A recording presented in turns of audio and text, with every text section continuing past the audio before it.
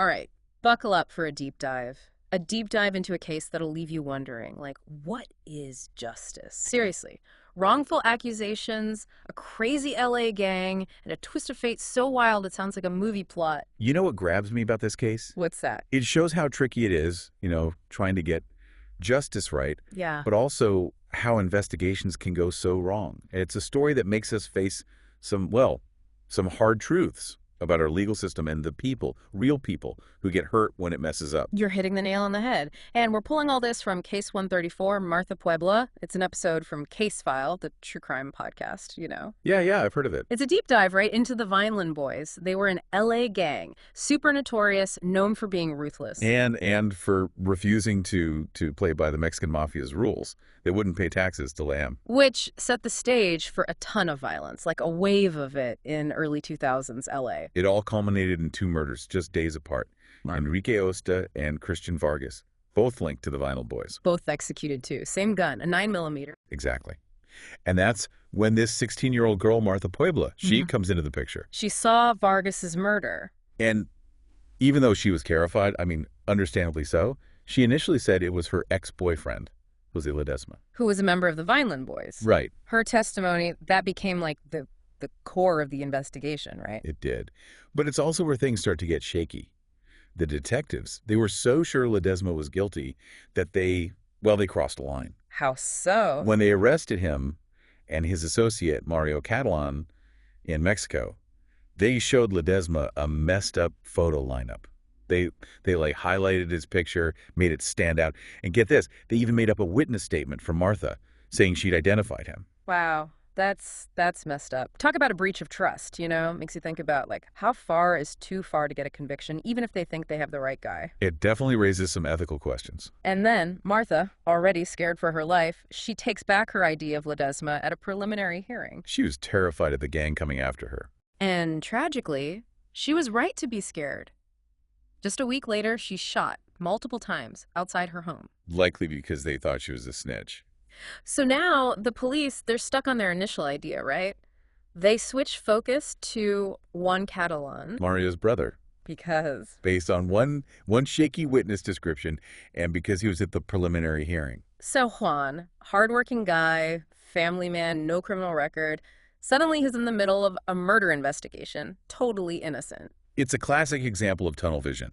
The cops get so focused on one theory that they ignore other possibilities, maybe even miss important evidence. And get this, they do it again. Another doctored photo lineup, this time to try and pin it on Juan. It's unbelievable, right? They do this twice. So this poor guy gets thrown into prison, a brutal environment, and he's clinging to his innocence while his whole life is falling apart. It really shows you how flawed investigations can have such a huge impact on people's lives. But luckily, Juan had someone fighting for him, his defense attorney, Todd Melnick. Melnick, he was convinced Juan was innocent. And he was relentless. He kept digging, and that's where things get, kind of like a movie. Yep. Juan's girlfriend, Alma, she remembered Juan was at a Dodgers game, a baseball game, the night of the murder. Oh, wow. So they searched everywhere for those ticket stubs. They found them, against all odds. Talk about a needle in a haystack. But ticket stubs, that's not enough. Really. Melnick knew that. He needed to see Juan there, visual proof.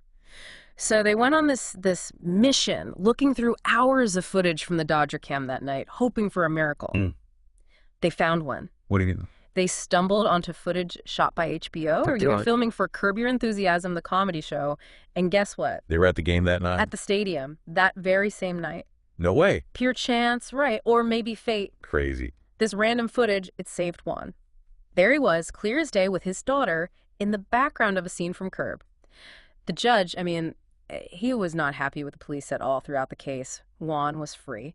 Wow, what a story. But there's more. There's more. It doesn't end there, because even though Juan was free, it came at a cost. Months in prison for something he didn't do, and people still looked at him suspiciously, even after. And then there's Martha Puebla. Right. Her death, it got tangled up in all these mistakes, all this misconduct. Her story and what her family went through, that's something we need to look at more closely. Absolutely. But before we do, let's think about what Juan's case tells us. About eyewitness testimony, how reliable is it? About police tactics, like what's ethical and what's not? And how important is it to have a good defense? So many questions. That's what makes this deep dive so fascinating. It's a story that makes us really think about the cracks in our justice system, but the human cost of those cracks. That curb footage, I mean, talk about a game changer. Who would have thought a comedy show would be the key to solving a murder case? It really does make you think, about how truth can pop up in the most random places. Yeah.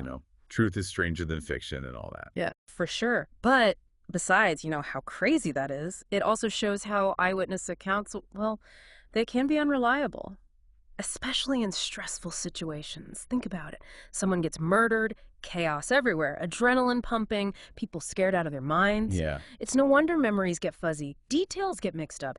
In Juan's case, that witness who put him at the scene, totally wrong. And that almost cost him his freedom. absolutely. It's a big reminder that memory isn't perfect. And it raises some serious questions about how much weight we should give eyewitness testimony in court. But even worse, those doctored photo lineups, that's just messed up. Right, twice. Manipulating evidence like that, Yeah. like cross the line, it can have terrible consequences. Makes you wonder about ethics. Where's the line between getting a conviction and keeping the legal process fair? Yeah, I mean, sure, they wanted to solve the murder, but their actions, that's what led to Martha's death. That's a huge thing to be responsible for. definitely. You can't just say the ends justify the means in a situation like that. By making up evidence, they created this whole false story. And that put an innocent person's life in danger. Justice can't come at the cost of people's rights and fairness. And what about Martha's parents? They were lied to, misled, kept in the dark about their own daughter's murder. That $1 compensation, it's like an insult. It doesn't even begin to address what they lost, how badly the system failed them. It's tragic. It shows how fixating on one theory, on pinning it on anyone connected to the Catalans, it blinded the investigators. They missed other possibilities, messed up crucial evidence, like those phone calls from Ledesma in prison. The ones where he ordered the hit on Martha, chilling. The Yeah. police, they had those recordings, but they messed up the translation.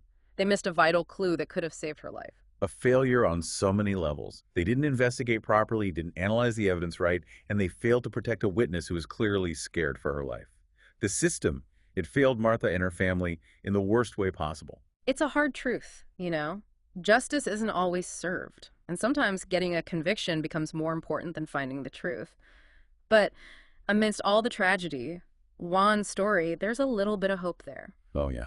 How so? His resilience, his strength to rebuild his life after everything he went through, it's inspiring. I mean, he could have been bitter, angry, but he chose a different path. He's speaking out, advocating for change, educating people about the problems in the system. That's amazing. It shows you, the human spirit, how it can overcome anything, find purpose, even after facing something so awful.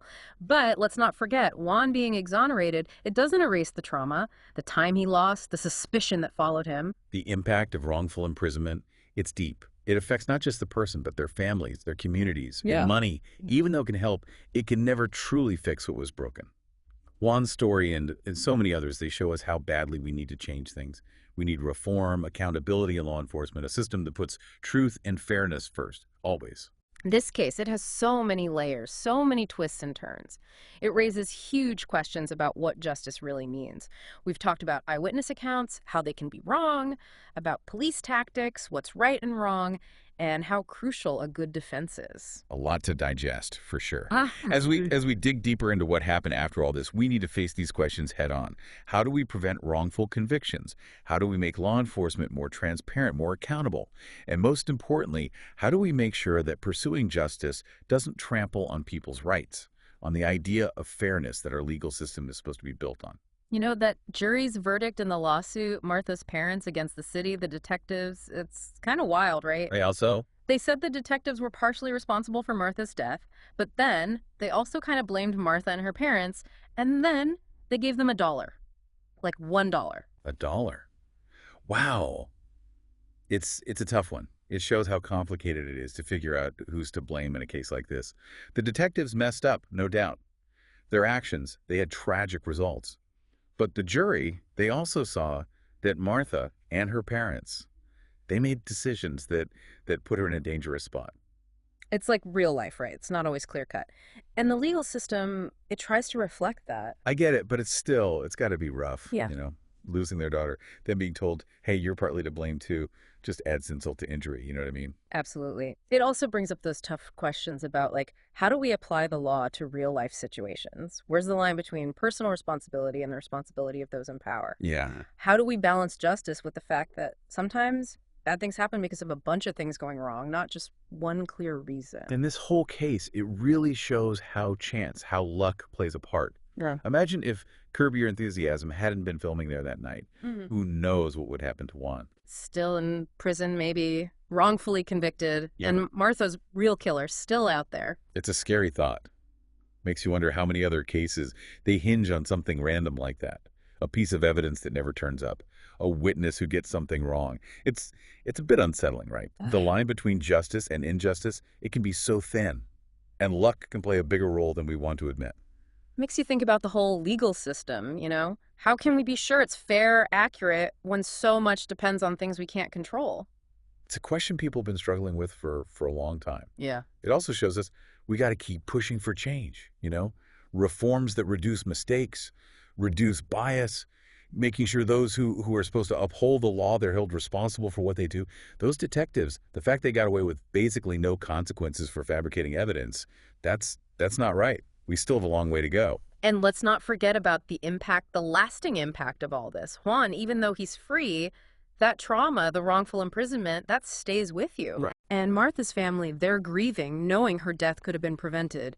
The system, it failed to protect her. It's a reminder that justice, even when it happens, there's a price. Wrongful conviction, a life lost, trust broken in those who were supposed to keep us safe. These are wounds that, well, they might never fully heal. So much to think about. This case, it's been a roller coaster. Shock, relief, anger, sadness, it's all there. It's a story that stays with you. You know, it makes you question what you thought you knew, demand better, and remember the human cost of a system that, even with good intentions, sometimes it just doesn't get it right. What's the biggest takeaway for you from this whole deep dive? For me, it's that we can't let our guard down. We have to keep pushing for a system that's truly just, truly fair. We have to see the complexity, the gray areas, the fact that humans make mistakes, and never forget the people, the real people whose lives are affected, their stories. They remind us why fighting for justice is so important. Yeah, it shows that we all have a part to play in making things better. Speaking up for change, supporting organizations working for reform, even just having conversations about this stuff. It all matters. It all makes a difference. Exactly. So as we wrap this up, let's take these lessons with us. Let's question what we think we know, hold people accountable, and work towards a future where stories like Juan's and Martha's, they become stories of the past. A past we've learned from and moved on from. Thanks for joining us on this deep dive. It's been a journey exploring the justice system and all its complexities. We'll be back soon with another story, another chance to learn and grow. Until then, keep questioning, keep learning, and keep fighting for a better world.